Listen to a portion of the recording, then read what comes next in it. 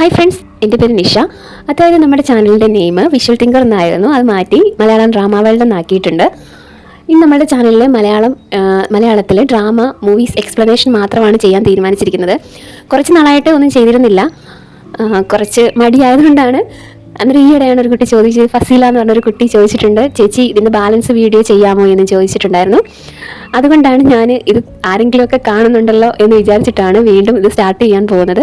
എല്ലാവരും സപ്പോർട്ട് ചെയ്യുക, ഇഷ്ടമെങ്കിൽ ലൈക്ക് ചെയ്യുക, ഷെയർ ചെയ്യുക, കമൻറ്റ് ചെയ്യുക. ഫസീല കമൻറ്റ് ചെയ്തതുപോലെ അതൊരു മോട്ടിവേഷൻ എന്ന രീതിയിലാണ് എനിക്ക് തോന്നിയത്. അതുകൊണ്ട് എനിക്ക് വീണ്ടും വീഡിയോ ചെയ്യാൻ പ്രചോദനമായത്. അതുപോലെ നിങ്ങളുടെ നല്ല നല്ല കമൻറ്റുകൾ ഇടുക, നല്ലതെന്നല്ല മോശമായ മോശം കമൻറ്റുകൾ വിടുക, സപ്പോർട്ട് ചെയ്യുക. ഓക്കെ, തുടങ്ങാം.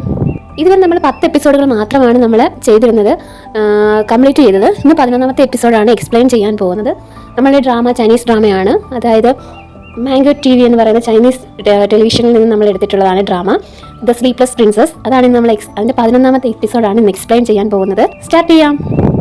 ഇതിൻ്റെ ഫസ്റ്റ് സീൻ എന്ന് വെച്ചാൽ നമ്മുടെ ഹീറോയിൻ്റെയും ബെഡ്റൂമാണ് കാണിക്കുന്നത്. നമ്മുടെ ഹീറോ ആണെങ്കിൽ ബെഡിൽ കിടക്കുന്നു, നമ്മുടെ ഹീറോയിൻ താഴെ കിടക്കുന്നു. കുറച്ച് നേരം കിടന്നിട്ട് നമ്മുടെ ഹീറോയിൻ ഉറക്കം വരുന്നില്ല. പിന്നെ എണീറ്റ് വന്നിരുന്നിട്ട് ഹീറോയുടെ അടുത്ത് വന്നിരുന്നിട്ട് ഹീറോയുടെ കൈയൊക്കെ എടുത്തിട്ട് ഈ യുദ്ധകളത്തിനെ പിറപ്പിച്ച ആളാണോ എന്നൊക്കെയുള്ള രീതിയിൽ സംസാരിക്കാറുണ്ട്. എന്നിട്ട് കൈകളൊക്കെ എടുത്തിട്ട് ഷുയു പറഞ്ഞ പോലെ ഇതെന്തെങ്കിലും മാന്ത്രിക ശക്തിയാണോ, അതുകൊണ്ടാണല്ലോ എൻ്റെ സ്വപ്നങ്ങളെ ഇല്ലാതാക്കിയത് എന്ന് പറയുന്നുണ്ട്. അതായത് സ്വപ്നങ്ങൾ എന്ന് വെച്ചാൽ എൻ്റെ ഫസ്റ്റ് എപ്പിസോഡ് കാണാൻ ഞാൻ എക്സ്പ്ലെയിൻ ചെയ്തിട്ടുണ്ട്. അതായത് ഈ നമ്മുടെ ഹീറോയിൻ ഒരു സ്വപ്നം കാണും. ആ സ്വപ്നത്തിലെ ഓരോ ജീവിയെ കാണുന്നതെന്നുണ്ടെങ്കിൽ ആ ജീവിയായിട്ട് നമ്മുടെ ഹീറോയിൻ അങ്ങ് മാറും. ഇതാണ് ഈ നമ്മുടെ സ്ലീപ്ലെസ് പ്രിൻസസ് എന്ന് പറയുന്നത്. ഉറങ്ങിക്കഴിഞ്ഞ പുള്ളിക്കാരി ഏതെങ്കിലുമൊക്കെ സ്വപ്നം കണ്ട് ആ ജീവിയായിട്ട് അങ്ങ് മാറുകയാണ് ചെയ്യുന്നത്.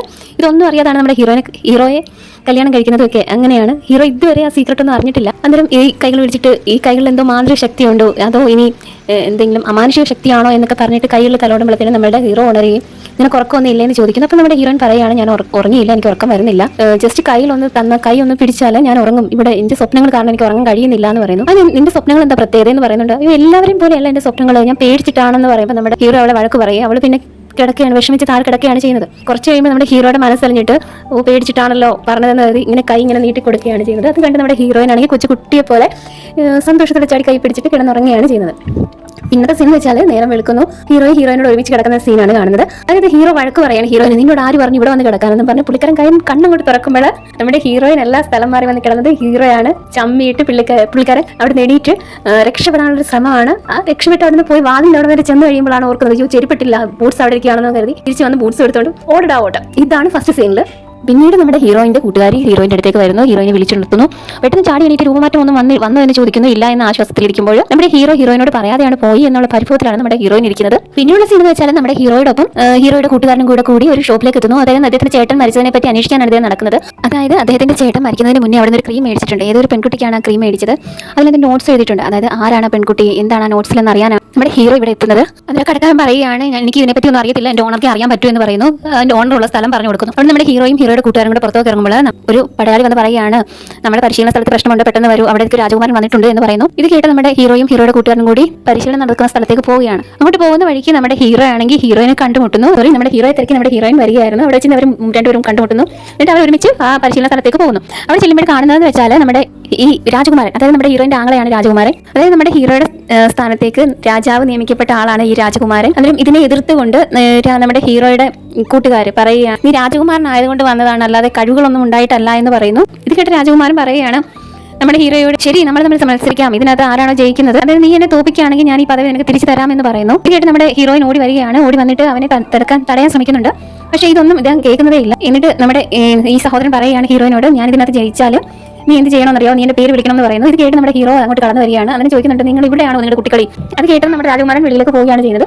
പിന്നെ കാണിക്കുന്നത് പരിശീലനക്കളത്തിൽ ഇവർ തമ്മിൽ, അതായത് നമ്മുടെ ഹീറോയും ഈ രാജകുമാരൻ തമ്മിൽ ഫൈറ്റാണ് നടക്കുന്നത്. ഫൈറ്റ് ആണ്. ഇത് കണ്ട് നമ്മുടെ ഹീറോയിൻ ആണെങ്കിൽ വളരെ വിഷമിക്കുന്നു. ഇത് കണ്ട് നമ്മുടെ ഹീറോ ആണെങ്കിൽ പറയുന്നു, ഇദ്ദേഹം ജയിച്ചു, ഇവനാണ് നിങ്ങളുടെ പുതിയ സേനാ നായകൻ എന്ന് പറയുന്നു. ഇത് കേട്ട് നമ്മുടെ ഹീറോയിൻ ഞെട്ടി നമ്മുടെ ഹീറോയെ നോക്കുകയാണ്. എന്നിട്ട് അവളോട് പറയുകയാണ്, ഇനി ഒരിക്കലും മറ്റൊരാളിന് വേണ്ടി നിന്റെ കണ്ണുകൾ നിറയരുത് എന്ന് പറഞ്ഞിട്ട് നമ്മുടെ ഹീറോ അവിടെ നിന്ന് പോവുകയാണ് ചെയ്യുന്നത്. ഇത്രയുമാണ് ഈ സീനിൽ കാണുന്നത്. പിന്നീട് കാണുന്ന സീൻ എന്ന് വെച്ചാൽ നമ്മുടെ ഹീറോയിൻ്റെ സഹോദരനും ഹീറോയിനും തമ്മിലുള്ള സംഭാഷണമാണ്. ഹീറോയിൻ ആണെങ്കിൽ നമ്മുടെ ഈ രാജകുമാരൻ്റെ പരിക്കൊക്കെ പറ്റിയല്ലോ, മരുന്നൊക്കെ വെച്ച് കെട്ടി എന്നിട്ട് വഴക്ക് പറയുകയാണ്. നീ ഒരുപാട് വഴക്ക് പറയുന്നുണ്ട്. അതിലൊരു കുട്ടിയെ പോലെ കേട്ടിരുന്നിട്ട് പറയും, നമ്മുടെ ഹീറോയിൻ പറയും, നീ ഇപ്പോഴും ഒരു കൊച്ചുകുട്ടിയാണ് എന്ന് പറയുന്നു. എന്നിട്ട് നമ്മുടെ സഹോദരൻ പറയും, ഞാൻ കൊച്ചുകുട്ടിയൊന്നുമല്ല, ഞാൻ വളർന്നു എന്ന് പറയുന്നു. അതിനും ശരി നീ വളർന്നു എന്ന് പറഞ്ഞിട്ട് ചിരിച്ച് കൈ തോളത്ത് തട്ടി മാറുകയാണ് ചെയ്യുന്നത്. എന്നിട്ട് നമ്മുടെ ഈ സഹോദരൻ ചോദിക്കുന്നുണ്ട്, ഇനി നിനക്ക് വേണ്ടിയാണോ അയാൾ തോറ്റ് തന്നത് എന്ന് ചോദിക്കുന്നു. നീ പേടിക്കേണ്ട, നിനക്ക് ഞാനുണ്ട് എന്ന് പറയുകയാണ്. അന്നേരം ഈ നമ്മുടെ ഹീറോയിൻ മനസ്സിൽ വിചാരിക്കുകയാണ് ഇപ്പോഴും അദ്ദേഹത്തിന്റെ പിണക്കമൊന്നും മാറിയില്ലേ എന്ന് ഇങ്ങനെ ആലോചിച്ചുകൊണ്ടിരിക്കുക. അന്നേരം നമ്മുടെ രാജകുമാരൻ പറയുന്നത് നീ വിഷമിക്കേണ്ട, നിനക്ക് ഞാൻ ഉണ്ട് എന്ന് പറയുന്നു. ശരി നീ ഉണ്ട് എന്ന് പറഞ്ഞിട്ട് അവൾ അവിടെ നിന്ന് പോവുകയാണ് ചെയ്യുന്നത്. ഇത്രയാണ് ആ സീനിൽ കാണിക്കുന്നത്. സീൻ എന്ന് വെച്ചാൽ നമ്മുടെ ഹീറോ ഒരാളുമായിട്ട് സംസാരിക്കുകയാണ് ചെയ്യുന്നത്. അദ്ദേഹം പറയുന്നുണ്ട് ഞാൻ ഫാൻ ഹൗസ് അവിടെ പോയി തിരക്കിയപ്പോൾ ആ ക്രീമും ചേട്ടൻ മരിച്ചതായിട്ട് ഒരു ബന്ധവും ഇല്ല എന്ന് പറയുന്നു. അന്നേരം നമ്മുടെ ഹീറോ പറയാനല്ല അദ്ദേഹം അത് മേടിച്ചത് അദ്ദേഹം ഏറ്റവും സ്നേഹിക്കുന്ന ആർക്ക് വേണ്ടി മേടിച്ചതാണ് അത് എന്ന് പറയുന്നു. അന്നേരം ഇത് വിശ്വസിക്കാനാണ് അയാൾ ചോദിക്കുന്നത് അങ്ങനെ ഒരു കാര്യമുണ്ടോ? അന്നേരം ഹീറോ പറയാണ് ഉണ്ട്, അതിലെന്തോ നിഗൂഢതയുണ്ട് എന്ന് പറയുന്നു. സമയമാണ് നമ്മുടെ ഹീറോയെ തിരക്കി ഇങ്ങനെ വരുന്നത്. അന്നേരം അകത്ത് നമ്മുടെ ഹീറോ സംസാരിക്കുന്നത് കേൾക്കുന്നുണ്ട്. അതിനകത്ത് ആരോടാണ് സംസാരിക്കുന്നത് നമ്മുടെ ഹീറോയിന് അറിയത്തില്ല. അന്നേരം ഹീറോയിൻ ഇങ്ങനെ ചെവി ഓർക്കും. അതിന് പറയും ഫാൻ ഹൗസിൽ പോകണം എന്നൊക്കെ പറയുന്നുണ്ട്. നാളെ ഞാൻ പോകുമ്പോൾ നീ എൻ്റെ കൂടെ വരണം എന്നൊക്കെ പറയുന്നു. അങ്ങനെ നമ്മുടെ ഹീറോയിൻ ഫാൻ ഹൗസോ എന്ന് ചോദിക്കുമ്പോഴത്തേനും നമ്മുടെ ഹീറോ പുറത്തോട്ട് നോക്കുകയും അവിടെ ആരോ നിൽക്കുന്നു എന്ന് മനസ്സിലാവുന്നുണ്ട്. അപ്പോഴത്തേനും കൂടെ നിന്ന ആള് പെട്ടെന്ന് അവിടെ നിന്ന് മാറുകയാണ് ചെയ്യുന്നത്. ഹീറോ ആരവിടെ നിൽക്കുന്നതെന്ന് ചോദിക്കുന്നു. എന്നിട്ട് നമ്മുടെ ഹീറോയിൻ ഇങ്ങനെ കർട്ടനൊക്കെ മാറ്റി അകത്തോട്ട് വരികയാണ് ചെയ്യുന്നത്. അകത്തോട്ട് വരുമ്പോൾ ഇവിടെ ആരോ ഉണ്ടല്ലോ, ഇവിടെ ആരുമായിട്ടാണ് സംസാരിച്ചത് എന്നൊക്കെ ചോദിക്കുന്നുണ്ട്. അതായത് നമ്മുടെ ഹീറോയിൻ്റെ ആ സംസാരം നല്ല ക്യൂട്ടായിട്ടുള്ള ഒരു ആക്ടിംഗ് ആണ്. അത് നല്ല സൂപ്പർ ആയിട്ടുണ്ട്. നമ്മുടെ ഹീറോയിനെ അവിടെ നിന്ന് വിരട്ടി ഓടിക്കാൻ നോക്കുകയാണ്. പക്ഷെ പുള്ളിക്കാരി പേടിക്കുന്നൊന്നുമില്ല. ഞാൻ പോകുവാണെന്ന് പറഞ്ഞിട്ട് വാതിലിൻ്റെ അടുത്ത് എത്തുമ്പോൾ തിരിച്ചോടി വരും. അവിടെ നമ്മുടെ ഹീറോയിനെ എടുത്തുകൊണ്ട് പോവുകയാണ് ചെയ്യുന്നത്. പിന്നത്തെ സീനിൽ നമ്മളുടെ ഹീറോയെ സ്നേഹിക്കുന്ന ഒരു പെൺകുട്ടിയുണ്ട് നന്ന. അവളുടെ ആൻറ്റിയോട് എങ്ങനെയാണ് ഒരു പുരുഷനെ വശീകരിക്കുക എന്നുള്ളത് ചോദിക്കുകയാണ്. പിന്നീട് അവർ തമ്മിലുള്ള സംഭാഷണമാണ് ആ സീനിൽ. എന്ത് സീൻ എന്ന് വെച്ചാൽ നമ്മുടെ ഹീറോ ആണെങ്കിൽ ജോലിയൊക്കെ കഴിഞ്ഞ് വരികയാണ്. അതിന് അപ്പോഴത്തേനും നമ്മുടെ ഹീറോയിൻ ആണെങ്കിൽ ബെഡൊക്കെ വിരിച്ച് വിളിക്കുകയാണ്, വന്ന് കിടക്കാമെന്ന് പറയുന്നു. നമ്മുടെ ഹീറോ ഒരുപാട് വഴക്ക് പറയുന്നുണ്ട്, നിന്നോട് ആര് പറഞ്ഞു ഇവിടെ വന്ന് കിടക്കാനെന്ന് പറയുന്നു. അന്നേരം പറഞ്ഞു എനിക്ക് ഉറങ്ങണ്ടേ എന്ന് പറയുന്നു. നിങ്ങൾക്ക് മാത്രമേ എൻ്റെ അസുഖത്തെ മാറ്റാൻ പറ്റൂ, നിങ്ങളാണ് എൻ്റെ മരുന്ന് എന്ന് പറയുന്നുണ്ട്. എന്നിട്ട് അവൾ ഓടിക്കാൻ ഒരുപാട് ശ്രമിക്കുന്നുണ്ട്. പക്ഷേ അവൾ അതൊന്നും മൈൻഡ് ചെയ്യാതെ അവിടെ കിടക്കുകയാണ് ചെയ്യുന്നത്. പിന്നെ നമ്മുടെ ഹീറോ തോറ്റു വന്ന് കിടക്കുകയാണ് ചെയ്യുന്നത്. അതിൽ നമ്മുടെ ഹീറോയിൻ പറയുന്നുണ്ട് എന്നോട് ദേഷ്യമാണോ ഞാൻ കാരണം നിങ്ങളൊരു രാജകുമാരി കല്യാണം കഴിച്ചപ്പോൾ ഒരുപാട് സ്വപ്നങ്ങൾ കാണും, പക്ഷേ ഞാൻ കാരണം അതെല്ലാം ഇല്ലാതായി എന്ന് പറയുന്നു. എന്നിട്ട് പറയുന്നുണ്ട് എനിക്ക് ഒരുപാട് നന്ദിയുണ്ട്, ഇന്ന് എൻ്റെ സഹോദരനോട് അത് വിട്ടുകൊടുത്തതിൽ എനിക്ക് ഒരുപാട് നന്ദിയുണ്ടെന്ന് പറയുന്നു. ഇത് കേട്ട് നമ്മുടെ ഹീറോ ചോദിക്കുകയാണ് ഞാൻ വിചാരിച്ചത്രയും നീ അത്ര മന്ദബുദ്ധി ഒന്നും അല്ല എന്ന് പറയുന്നു. അങ്ങനെ നമ്മുടെ ഹീറോയിൻ പറയുകയാണ്, ചിരിച്ചുകൊണ്ട് പറയുകയാണ് നിങ്ങൾക്ക് എങ്ങനെയാണ് ഇത് വിട്ടുകൊടുക്കാൻ തോന്നിയത്, നിങ്ങൾക്ക് അന്നേരം യഥാർത്ഥത്തിൽ എന്താണ് വേണ്ടതെന്ന് ചോദിക്കുന്നു. അത് നമ്മുടെ ഹീറോ പറയുകയാണ് എനിക്ക് നീതി മതി എന്ന് പറയുന്നു. അന്നേരം അവൾ ചോദിക്കും നീതിയോ? അതെ നീതി. ആരെങ്കിലും ഒരാൾ കൊല്ലപ്പെട്ടാൽ അയാൾക്ക് അതിനനുസരിച്ചുള്ള നീതി കിട്ടണം, കൊലയാളി രക്ഷപ്പെടരുതെന്ന് പറയുന്നു. എന്നിട്ട് പറയാണ് നീ കിടന്നോ, നിനക്കൊന്നും മനസ്സിലാവത്തില്ല, ഞാൻ പറയുന്നതിനെ പറ്റി നിനക്ക് എന്തോ മനസ്സിലാകാനാണ് എന്ന് പറയുന്നു. അപ്പോഴത്തേനും നമ്മുടെ ഹീറോയിൻ എന്തോ പറയാനായിട്ട് വരുമ്പോഴത്തേനും നമ്മുടെ ഹീറോ പറയുകയാണ് നിനക്ക് ഇവിടെ കിടക്കണമെന്നുണ്ടെങ്കിൽ ഇവിടെ മിണ്ടാതെ അടങ്ങി കിടക്കണം എന്ന് പറയുന്നുണ്ട്. ശരി എന്നുള്ള രീതിയിൽ അവളും അവിടെ ഉറങ്ങാൻ കിടക്കുകയാണ് ചെയ്യുന്നത്. പെട്ടെന്ന് നമ്മുടെ ഹീറോ കൈയൊക്കെ നീട്ടി മേലോട്ട് കൊടുക്കും. ഇന്ന് തിരിച്ചാണ് കേട്ടോ. അതായത് ഹീറോ ബെഡിന് താഴെയും ഫ്ലോറിലും നമ്മുടെ ഹീറോയിൻ ബെഡിലുമാണ് കിടക്കുന്നത്. അതിന് കൈ നീട്ടി മുകളിലോട്ട് കൊടുക്കുമ്പോൾ അവൾ സന്തോഷത്തോടെ താങ്ക് യു ജനറൽ എന്ന് പറഞ്ഞിട്ട് കൈ ഇങ്ങനെ ഹോൾഡ് ചെയ്യും. എന്നിട്ട് പെട്ടെന്നൊരു റോപ്പ് എടുത്തിട്ട് രണ്ട് കൈയിലും ചുറ്റും. എന്നിട്ട് പറയും ഇനി ഇവിടുന്ന് പോയാലും ഞാൻ പേടിക്കത്തില്ലല്ലോ എന്ന് പറഞ്ഞ് കിടക്കുകയാണ് ചെയ്യുന്നത്. പിന്നത്തെ സീൻ രാവിലെ നേരം വെളുക്കുമ്പോൾ നമ്മൾ ഫസ്റ്റ് കണ്ട സീനെ പോലെ രണ്ടുപേരും കിടക്കുകയാണ് ചെയ്യുന്നത്. ഹീറോയെ പരിചണിക്കാം എന്നുള്ള രീതിയിൽ ചാടി ഇരിക്കുമ്പോഴത്തേനും നമ്മുടെ ഹീറോ പിടിക്കും. പിന്നെ അവിടുന്ന് എസ്കേപ്പ് ആവുന്ന സീനാണ് ആ സീനിൽ കാണുന്നത്. പിന്നീട് കാണിക്കുന്നത് ഈ എപ്പിസോഡിന്റെ ലാസ്റ്റ് സീനാണ്. നമ്മുടെ ഹീറോയും ഹീറോയുടെ കൂട്ടുകാരനും കൂടി ഫാൻ ഹൗസിൽ വരും. ഫാൻ ഹൗസിന്റെ ഫ്രണ്ടിൽ വന്ന് നിന്നിട്ട് കൂട്ടുകാരനായിട്ട് സംസാരിക്കുന്ന സീനാണ്. അതിന് പറയുന്നുണ്ട് എന്താ ഇങ്ങനെ പോകുന്നത്, വീട്ടിലോട്ട് പോകണ്ടേ, വൈകുന്നേരത്ത് വീട്ടിൽ പോകണ്ടേ എന്ന് ചോദിക്കുന്നു. എനിക്കറിയാം പ്രിൻസസിനെ പേടിയായതുകൊണ്ടാണ് പോകാത്തതെന്ന് പറയുന്നു. അന്നേരം നമ്മുടെ ഹീറോ പറയാണ് എനിക്ക് അവളെ പേടിയൊന്നുമില്ല, എന്തെങ്കിലും തമാശകളൊക്കെ വേണ്ടേ ലൈഫിലെന്ന് പറയുന്നു.